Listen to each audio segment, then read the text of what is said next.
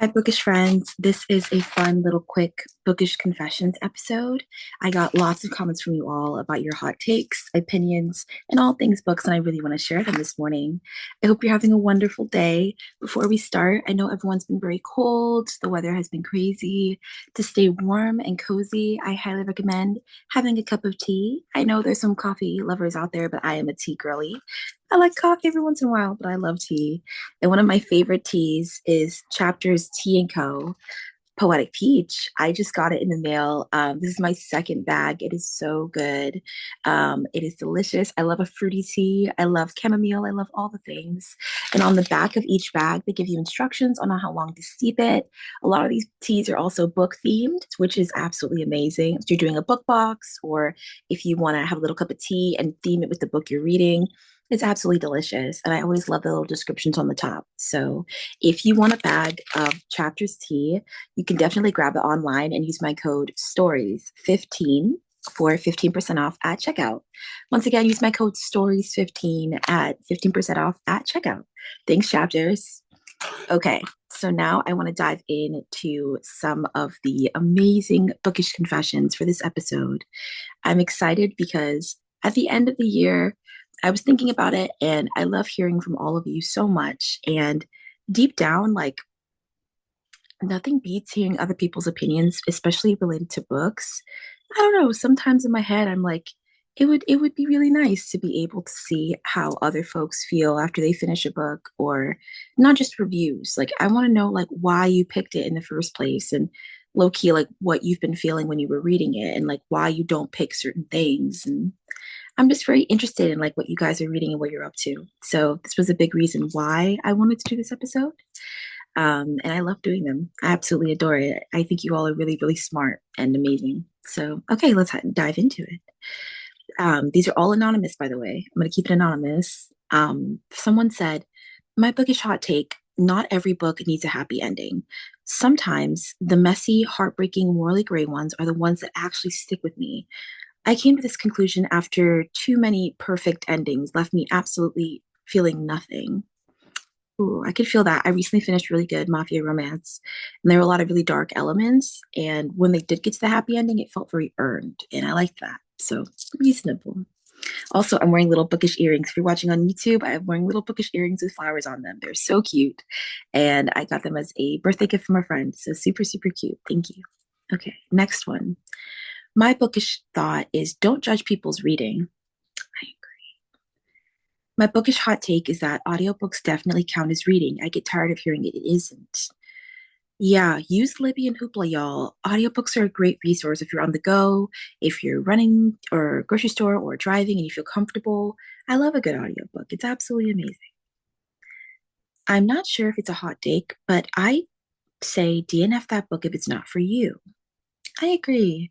Like, why are we staying on books if we don't enjoy them? I don't understand that. Like, just because you start the book doesn't necessarily mean you have to end it if you weren't having an enjoyable experience. That makes sense. I agree. Okay, next. I just need all the books and I need more bookshelves. I love that confession. More bookshelves. Yes, yes, I agree. Not every book is meant for every person. Ooh, that's a good thought. It may not hit you right now, but it may be really impactful to you later, or maybe it just wasn't your cup of tea, and that's reasonable.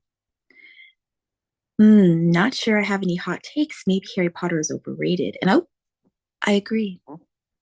I agree. I loved it as a kid, and obviously certain things have come out of our, J.K. Rowling, and I do not support the things that she says, but the books themselves, there are a lot of amazing fantasy books that have come out where I low key feel like, yeah, I may be a little overrated, maybe a little. I could hear that. I hear that. A fellow podcaster said, hot take.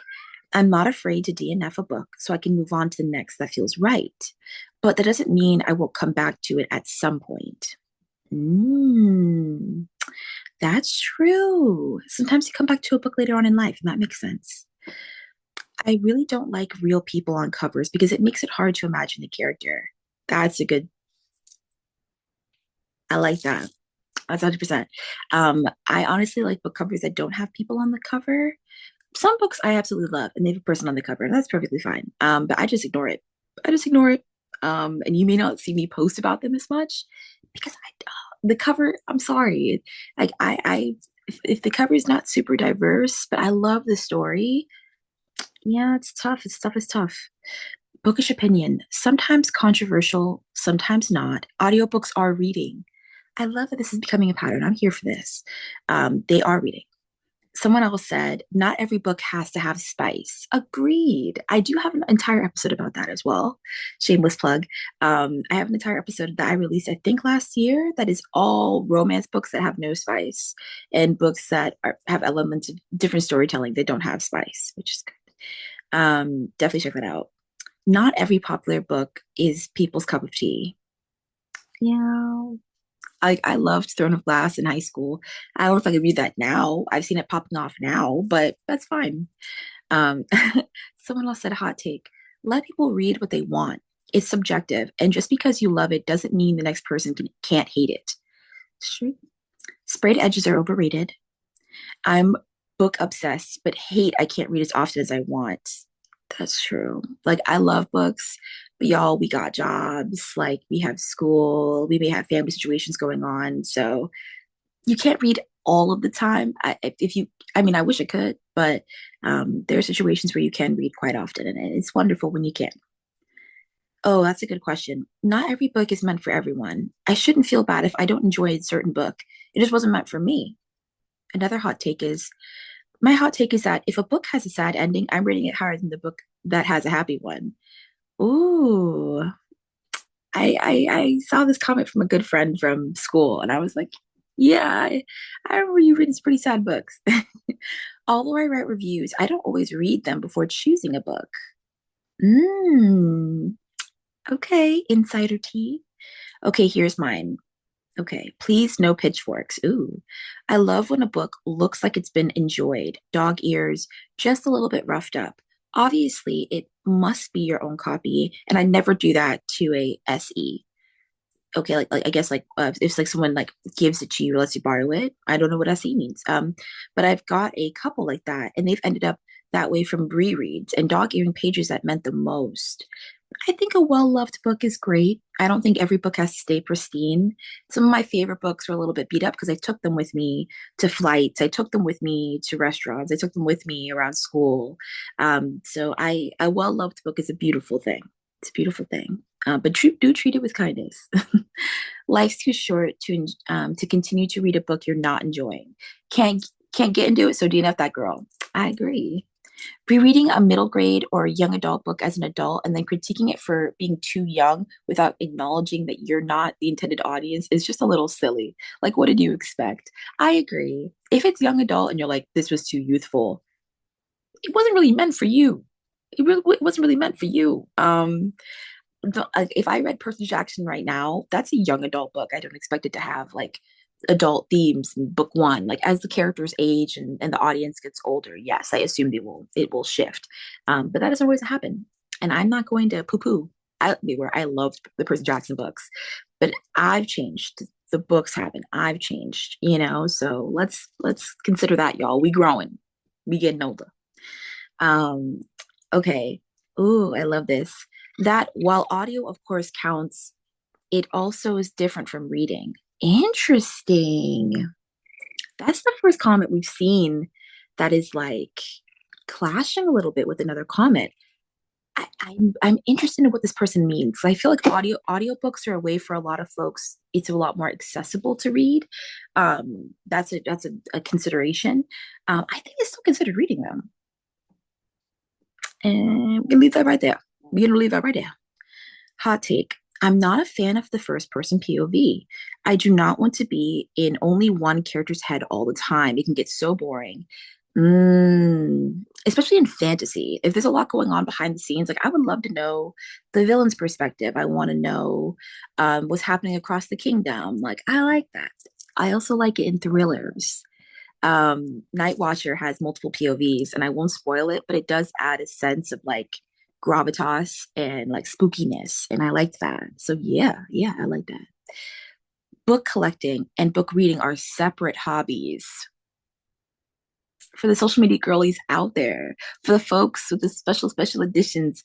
Every single book is a special edition, but they'll never be actually read.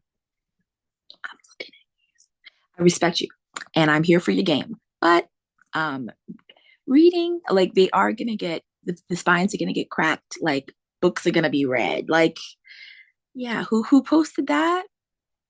I tip my hat to you. That was a good one. I don't think I have any hot takes, to be honest. I guess one that some people think is a hot take is that audiobooks count as reading. Yeah, I do think they count as reading. Hot take, as a Black person, if you only want to read Black authors or BIPOC authors, that's fine. You don't have to diversify how you read, and people are entitled to their own opinions. I commented this before and wanted to clarify. Okay. I want to repeat that one more time just so it like goes through our brains. As a Black person, if you only want to read Black authors or BIPOC authors, that's fine. Mm. You don't have to diversify how you read, and people are entitled to their opinions. I understand that.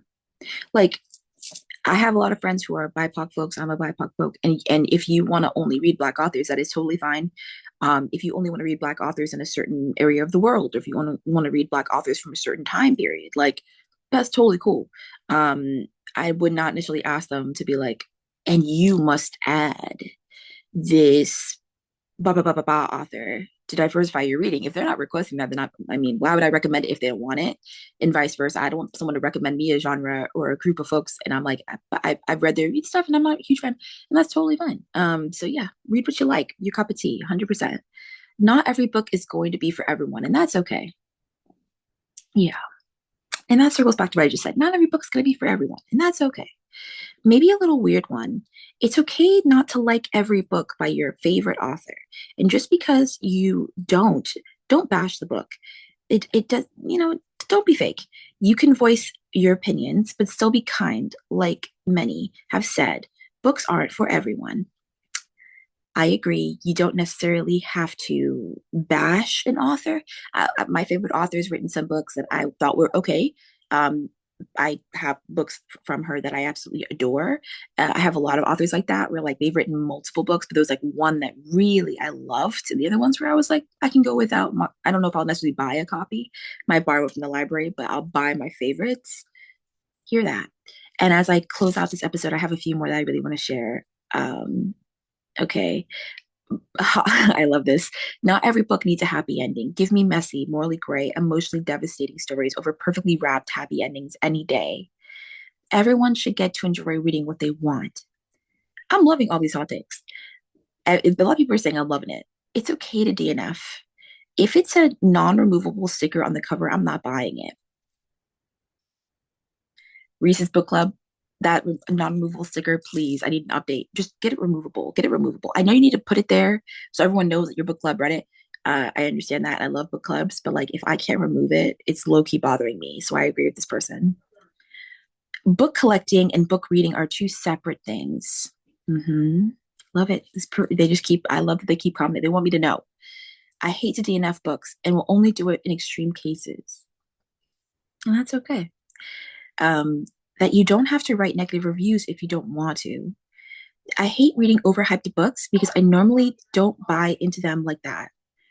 DNF and don't feel bad about it. I'm just gonna like read these like right away. That's not every book needs a happy ending. You can DNF it. To DNF any book that doesn't seem like your cup of tea, even if it's been like 10 pages. I'll pass on a book if I don't like the cover. Okay. Trigger warning pages are just a bunch of spoilers. I always skip them. You are very brave. You are very brave. I'm gonna need that spoiler page. I'm sorry. Some of y'all be reading.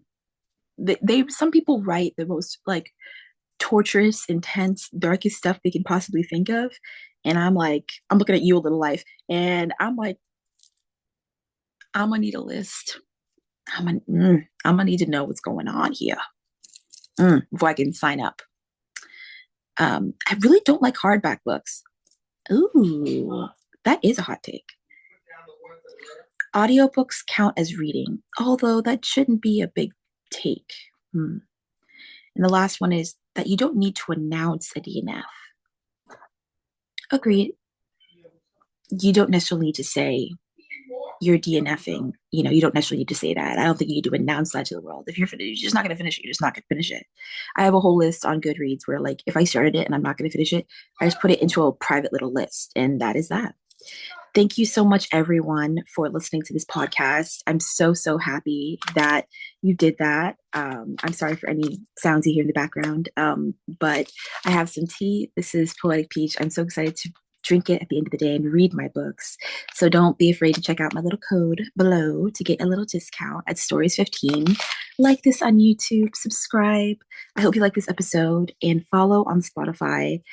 This was a quick little episode, but I hope you have a wonderful weekend and a great day. Bye.